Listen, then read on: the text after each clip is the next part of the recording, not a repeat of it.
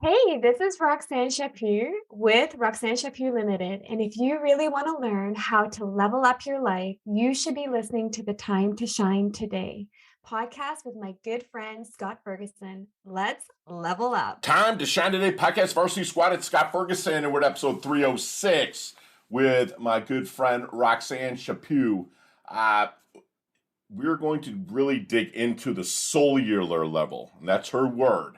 I think it's a beautiful word, and she really drops some serious knowledge nuggets on helping you really silence the noise that's holding you back, trust your instincts, be authentic, and really level up your life. You know, she is someone that has a kind of a challenged background, but people really listen to her, and they really kind of called her their angel.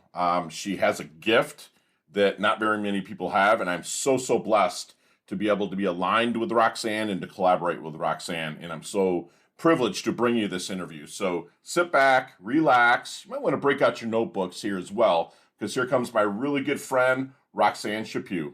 Let's level up. Time to Shine Today podcast varsity squad. This is Scott Ferguson. And I got my awesome sauce friend here from just north of the border in Awesome Sauce, Canada. And I've been kind of waiting on this interview because the knowledge nuggets that she has on her website, which will be in the show notes, will help you definitely level up from, I kind of like think of a different angle, a more fun perspective in a sense, where I'm a little bit more business. And not saying my good friend Roxanne Chaput is not business, but she makes it fun. If you're watching, you can see she's absolutely stunning, has a bright smile, and she's ready to bring it. But she's a spiritual guide, energy healer, shaman, and life and love coach. Her soul's mission is to guide souls to awaken, heal, and love at the Soullular level. I love that. She is here to inspire, affect energetic change, and empower amazingness in each and every single soul possible. And Roxanne, thank you so much for coming on. Please introduce yourself to Time to Shine Today podcast varsity squad. But first, what's your favorite color and why? Ooh, purple. Why is it purple? I just love cotton candy, but I just love cotton candies, guys. Just purple. I just find it so soothing, so melancholy, and I just find it such a beautiful color. And it's regal and royal, like yourself, you know, and you also have the red and blue in it, right? That's my favorite color too. So red, I'm sure you can get a little fired up every once in a while, like all humanity, but the blue is kind of chill and relaxing and stuff and calm. You got a little purple hue there in your background too. It looks I do, my logo. Oh, I love it. It's super. And I love how the angel, if you're watching Squad, you can see like the little halo like sits right above her head. I love this. I love it. So Roxanne, let's get to a little bit of the roots of, kind of where you started and how you got to the point now where you're really helping people level up at the Soullular level. Yeah, absolutely. So ever since I was a little girl, I just had this deep knowingness that I was being called to elevate, that I was being called to serve humanity. I was always very receptive to energy. Even as a child, like adults would come to me for guidance. They would share their whole life story with me. They would kind of just like to be in my presence just because I always had like a very calm presence. So like if their energy was a little bit disrupted, they'd kind of just come in my energy field and kind of get their fix, I'd like to say. Yeah. And I remember always asking my family and my friends, like my parents, like, do you have this burning desire that you are just meant to serve humanity on a greater scale? And they're like, no, like I just don't understand what you're trying to say. So I just kind of, I couldn't resonate with anyone. I couldn't click with anyone in that sense. Like I couldn't find, the purpose of that. Like, was I different? Was it just something that I was feeling inside of me that everyone feels inside of them, but just maybe didn't want to, bring it forward? And, just going through life's trials and tribulations, I worked at the cancer center, and throughout my entire life, people would always kind of refer to me as their angel. And I had these incredible patients at the cancer center. And obviously most of my clients and patients were palliative. And I had a pediatric population and a very young adolescent population, which was obviously very challenging. Yes. And they would always refer to me as their angel. They would always come to me. And I wasn't like the psychologist, the neuropsychologist, or like the counselor of the program. I was like the coordinator, like I did a lot of the coordination. And they would literally just share their entire life story with me right there at my desk, and like just pouring out their heart to me, and like telling me their fears of like the next transition that they're going through. And like most of them, like I said, were palliative and they were dying. And it was just something that I thought that everyone did. I thought that everybody had like kind of that gift, like that everybody was able to kind of help, heal others and to like just soothe them, especially at like end of life. I wasn't sure that that's what my gifts were. And as I kind of went through life a little bit further, I, experienced some unhealthy relationships to a very, very unhealthy marriage. And then I ended up leaving with my 3 beautiful children. Oh. And after I left my marriage, I experienced 4 near-death experiences. And the first near-death experience was truly one of the more pivotal moments of my awakening period. And it just made me realize that I wasn't living to my purpose. And at this time that the first near-death experience happened, we had went over a cliff. And I remember I was working as an executive at a local college here in Canada. And I just remember saying to myself, like, I've been telling myself I'm happy, I'm good, I'm always positive, I'm always, in a great mood, I'm always uplifting others, inspiring others. But am I really living my life's purpose? Like, is this really what I want to do for the rest of my life? Like, how am I serving humanity by doing this job? Like, I couldn't link it, and it didn't feel fulfilling. And I was like, what am I doing with my life? And then that's when I started to embark on my own self and soul mastery journey. Wow. Where did you start with that? My journey? Your journey, yes. I mean, Really? obviously you had to journey to where you're at. And by the way, I don't understand how you have 3 kids, because you look like you're about 20. All due respect, but I'm close to 40. Yeah. But I'm gonna stay 29 forever. There you go. I just turned 50, so we're like fine wine. We age well. There you go. It's what my soul feels like inside, right? Right.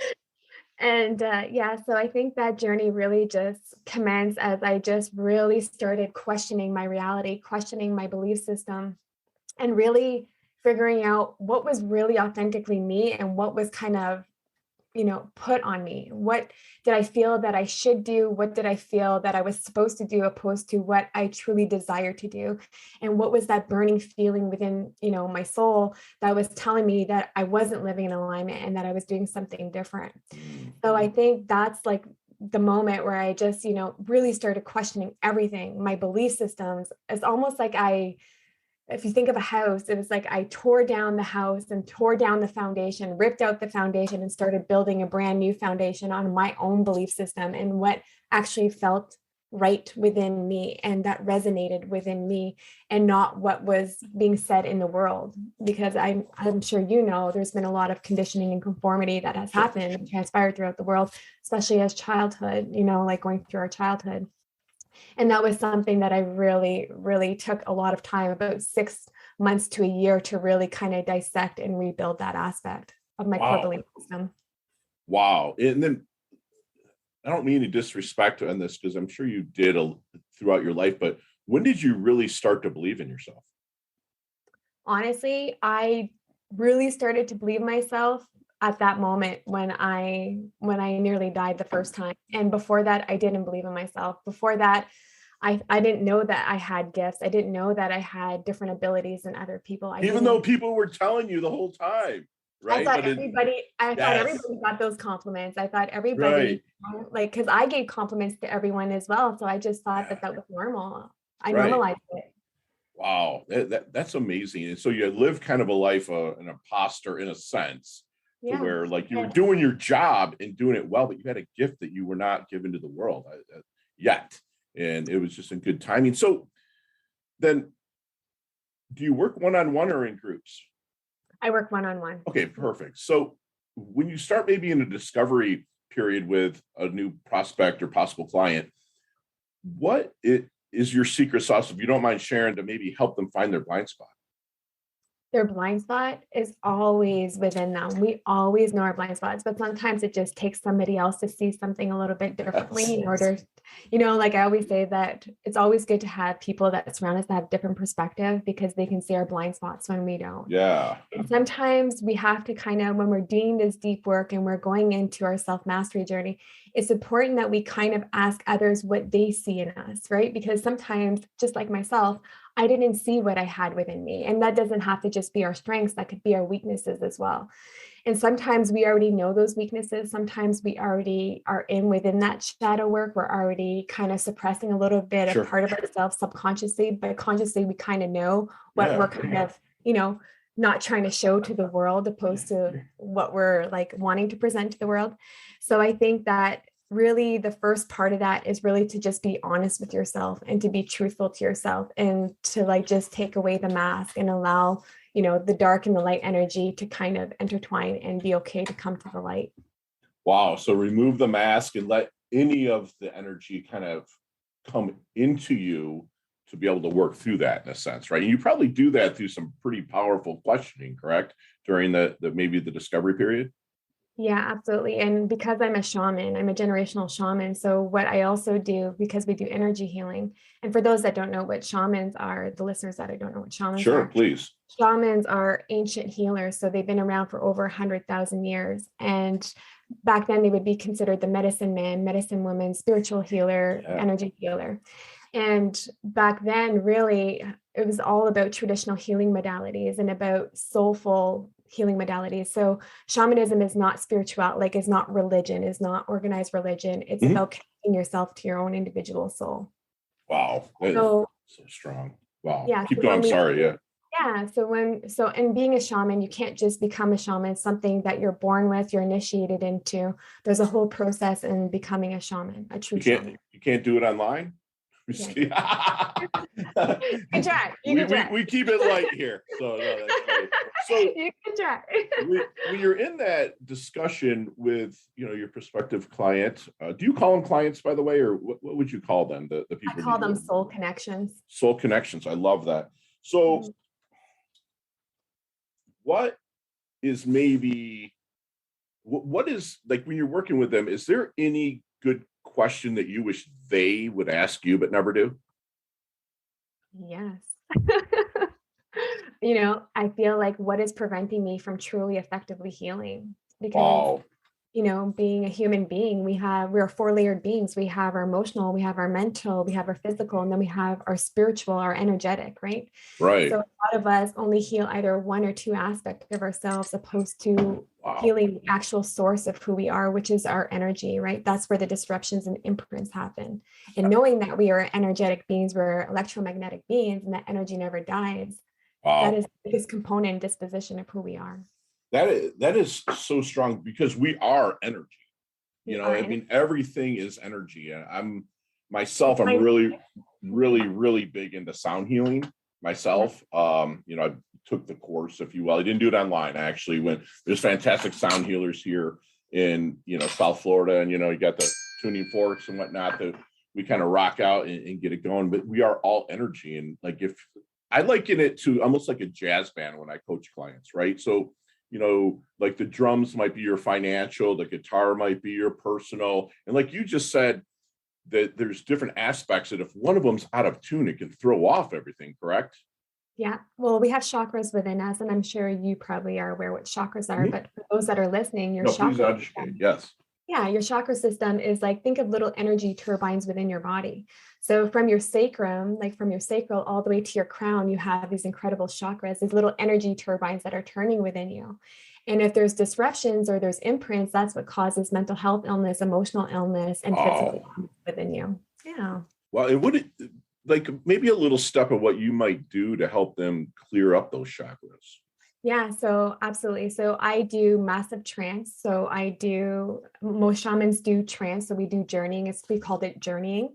So if you think about NLP, neuro-linguistic programming, or hypnotherapy, it's something very similar to that. However, they're fully cognizant and they're fully aware of what's happening through the trance. So we end up going at a soul level, and we end up connecting with their soul. But being an energy healer, an energy reader, I can tell where the disruptions are happening within their energy field. So I can tell which chakra is disrupted. And sometimes for those, it's percussion. It's about hitting. I do native drumming. I do rattling. I do crystal bowls, Tibetan bowls, anything that emits frequency, because our chakras really resonate with frequency because we are vibrational beings, right? So it just depends on the client, and it depends on the chakra that's affected. I love it. So when you're taking them through your process and they're beginning to heal and level up, what kind of things do you put them on for, like, I'm saying this in air quotes, kind of like maintenance to keep leveling up? Because a lot of times it can, you'll hit a block, or a loved one may die, or you almost fall off a cliff. I mean, like, what kind of things do you kind of set them up with maintenance? Right. I work with my clients until they're fully sustainable on their own. That's why I do offer guarantees in my journeys, is that they do affect cellular healing or awakenings and so forth. And I think that it's important understanding that we are human beings and that our energy, and that we are always going to be embarking on our self and soul mastery journey that will never end. We are always going to be attaining wisdom. We are always going to have to do the self work that we need to do. So we need to. And for that, like for some people like to meditate. Personally, I don't do meditation. That doesn't work for me. So I do journeying. So however you find your peace, and that you're able to connect with yourself and experience the inner peace and allow that inner peace to kind of prevail through you. Love it. That's the work that we need to continue to do. And we can't negate that self-care. It's just like when you're exercising, you can't just stop exercising and expect your body to be healthy. Right. So we have to continuously exercise. We've got to continuously practice, just like yoga, continuously practice and make sure that we strengthen. Love it. Yeah. It's funny because, like, being 50 and I keep myself decently in shape and whatnot, but it's like every morning when I wake up now, it's like my check engine lights on, and no matter how much recovery I do, I'm not a meditator either. I'm a breather. Like, I love the deep box breathing, and my morning routine is always on point. If I call it chasing energy. A lot of people are like, oh, you shouldn't chase things, but my mentor was like, a coyote sees a rabbit, he's going to chase it, but he's going to have a strategy. Going to have a strategy for catching the rabbit, right? And if you stick to a strategy, you can have that energy. I love that. I love it. So let's unpack a little bit about this journeying. Can you elaborate just a little bit more on that? Yeah. So as shamans, and I mean, this is going to be a little bit foreign to some listeners. No, it's fine. Yeah, as shamans, we travel through worlds, right? So we travel through dimensions. So that is the point of being a shaman. And that's where we find disruptions. That's where we encounter our spiritual guides and our animal guides. And that's where we receive our guidance. So shamanism for me is from an indigenous culture, right? So I am indigenous, I am native, I am French and native, and it's a Métis culture here in Canada. So when we journey here in Canada, and journeying can be different in Peru, it just depends on the shaman and their traditions. However, here when we journey, it's like we are going and we're asking the right questions in order to receive the right responses, to see how we're able to help them heal, to guide them to heal. So when we put a client through a journey, through a trance, is that we are now allowing them, but they have to get to a certain point in their work where they're able to actually open up, to actually connect with their own spiritual and their own animal guides. So that's what the journey, where they will receive the answers by doing the journeys. I love that. And like, it's funny you said Peru. You just kind of mentioned it because I do make a journey there every 2 years for a little ayahuasca and cleansing and stuff like that, It's changed my life. It really has. It's not for everybody because it's a scary as hell situation. Yeah, it's a soul retrieval, right? It's a soul retrieval. So it's crazy. Yeah. Not all shamans use ayahuasca. Here in Canada, it's not legal, unfortunately, but we do other medicinal herbs, or we do like percussion. We do different things to put them into a trance. Love it. I love it. This is so fun.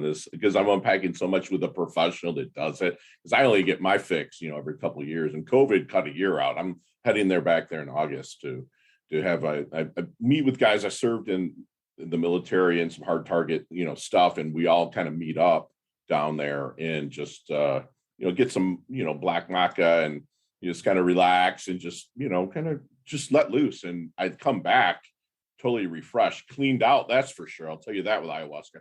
It's a cleansing. Oh my gosh. It was, remember my first time.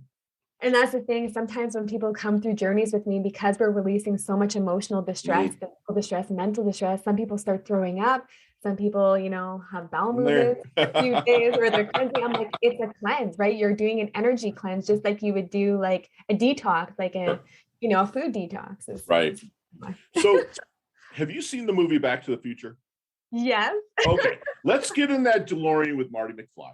let's go back, because I know your age kind of. Let's go back to the double deuce, the 22-year-old Roxanne.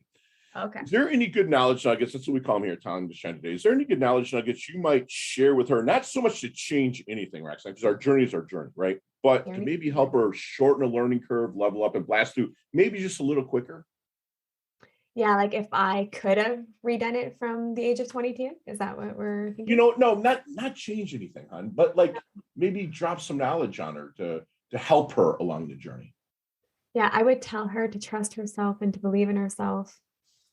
That would be my biggest, that would be the biggest words of wisdom that I would share. And it hits home so much with you, because it's like people had to almost inadvertently coach it off you. Yes. Yeah. That's crazy. So how do you want your dash remembered? That little line in between your incarnation date and your expiration date, your life date and death date on your tombstone, which we hope is way down the road, right? So stay away from cliffs. But how would you like your dash remembered, Roxanne? Honestly, I've never really thought of that. And I think that I really would want to be remembered for just being incredibly loving. Yeah. Love and light is what I'd want. Love, light, and peace on my tombstone. Wow. Love, light, and peace. That's strong. And you're actually walking that walk. There's a lot of people out there. Unfortunately, I've even interviewed, and they talk a good game, but they're not living it. And that's so imperative, I believe, to live what you're talking about, and you do it. And the world's so blessed for that, Roxanne. So what do you think then people misunderstand the most about you? I think that they don't understand what energy healing is. A lot of people, like in my surroundings, like a lot of my family and friends, really, like they've always known that I was a very old soul. Like I was always kind of labeled as an old soul. I've always carried a lot of wisdom. I've always channeled a lot of higher universal messages to those around me. And they're like, where did that come from? Right. But yeah, I think that new people, like I can't have superficial conversations. I'm a very deep conversationalist. So it's just I can't really speak to those that aren't really awakened or that are not open to receiving the information that is being channeled. Wow. That's strong. And that's where you can help them. So like, as you evolved to where you are and you look back at your journey, your physical journey, if you will. Yeah. Was there ever somebody that was always there, whether metaphysically or physically, that was always there? You look back and go, damn, I just wasn't aware to it. Yeah, I've always had an incredible spiritual guide, two angels over me, and one is an ancestor, an indigenous ancestor, and she is a shaman. And this is how I knew I was a shaman, is because she came into my dreams for almost 4 months straight, and she kept calling me to the land. I won't go into the full description of the dream because it may take up some time. However, it was an incredible dream, and it wasn't until another shaman in my community let me know by doing dream interpretation, let me know what that dream signified. Wow. And that's kind of how I realized I was a shaman. But instinctually, and the feeling of the warmth that I felt with her in my dream, she has always been around me.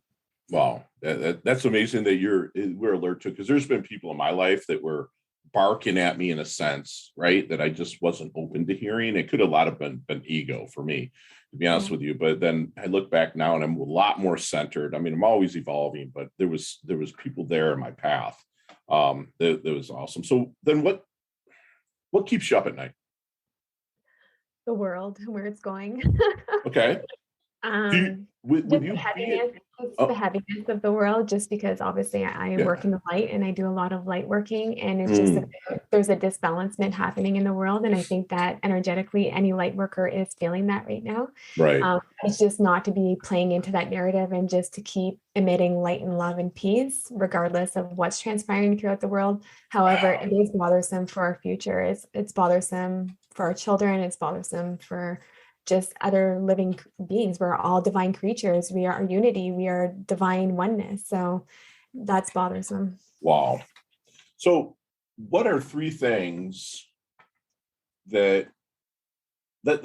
let's not say any computers or technological or anything basic like food, air, water or whatnot. Like, what are 3 things that Roxanne can't live without? Love. Okay. Love, family, my family, like my imminent family. Sure. Love, family, and just goodness. I love it. I think you need community in a sense too, in a sense, because it's like your energy and the community just ramps up your energy. I absolutely love that. So then what is Roxanne's definition of a life well lived?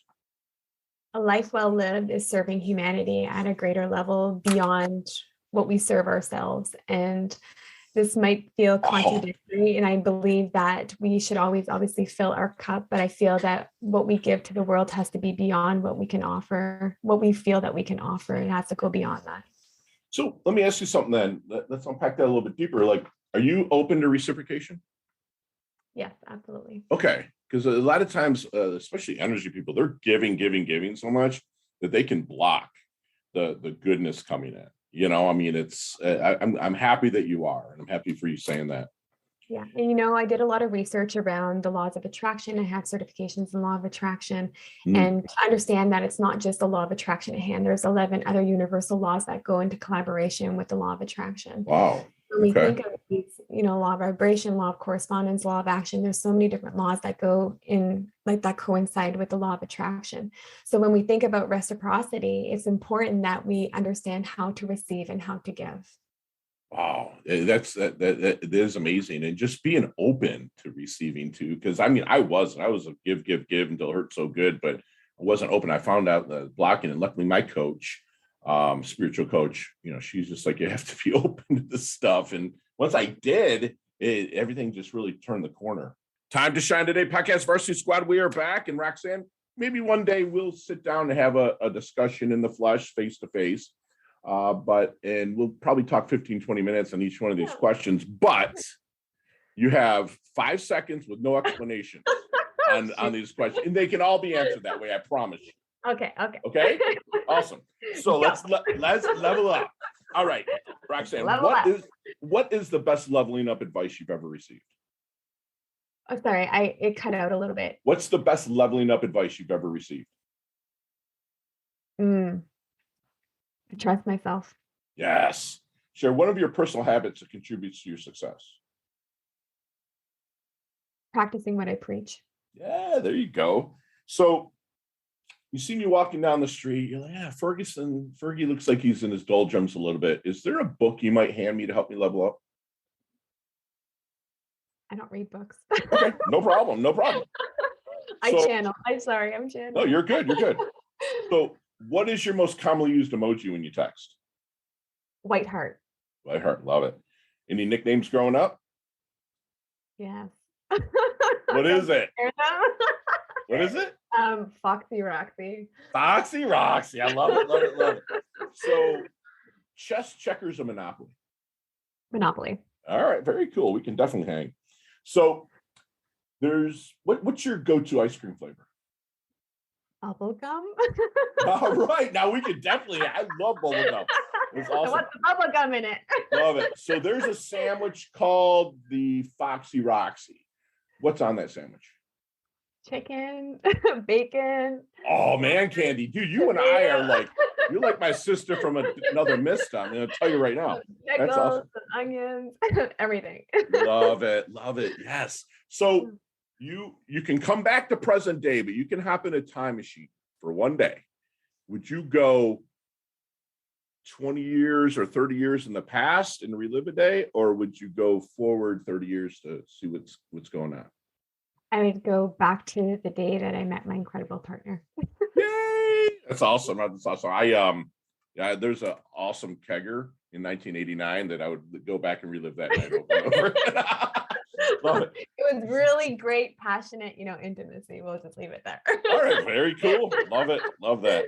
So, favorite charity and or organization you like to give your time or money to? Yes, I'm actually in the midst of creating my own charity. Wow. Yeah. Okay. I believe in helping, obviously, foster children and orphan children. So that is something that is true and dear to my heart. So I'm just in collaborations actually with a US company right now. And we're just looking and working how that's going to kind of look out for donors. Thank you for doing that. If you need help, let me know. I was an orphan and did some child slavery stuff. So I can probably put you in touch with some people, if you ever need it. If you ever see somebody, you're like, can you make an intro? I'd love to be able to make that introduction. So Beautiful. Last question, you can elaborate on this one, but what's the best decade of music? 60s, 70s, 80s, or 90s? I'm going to go 90s. 90s. Okay. Very cool. Very cool. I'm an 80s guy, but I'll give you the 90s. I was born in the 80s, so I can't appreciate it. Awesome. So how can we find you? Anyone can find me on my website at www.roxannechaput.com, and all of my social media handles are under that name as well. Love it. And do you have these retreats going on that with the shamanic healing journey retreats and stuff? Yeah, tell us a little bit about that.